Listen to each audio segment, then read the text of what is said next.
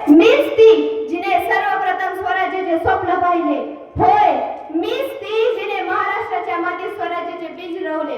होय, मीच ती जिने शिवबाला घडविले. होय, राजमाता जिजाऊ शहाजीराजांची पत्नी आणि छत्रपती शिवाजी महाराजांची आई. मी शिवबाला केवळ राजा बनवण्यासाठी नाही तर स्वराज्याचा शिल्पकार बनवण्यासाठी घडवले. मी शिवबाला केवळ राजा बनवलं नाही तर त्यांना स्वराज्याचं स्वप्न दिलं.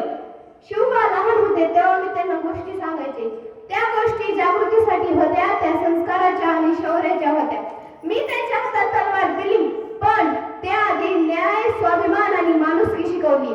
आजच्या मुलांना आणि मुलींनो, स्वराज्य म्हणजे फक्त इतिहास नाही तर स्वराज्य म्हणजे एक जबाबदारी आहे. शिवाजी महाराज फक्त इतिहासात नाही तर ते तुमच्या कर्तृत्वात जिवंत राहणार आहेत. जर माझा शिवबा करू शकतो तर तुमचे प्रत्येक जण देशासाठी काहीतरी महान करू शकतो. संस्कार जपा, शिक्षण घ्या आणि देशासाठी उभे राहा. धन्यवाद.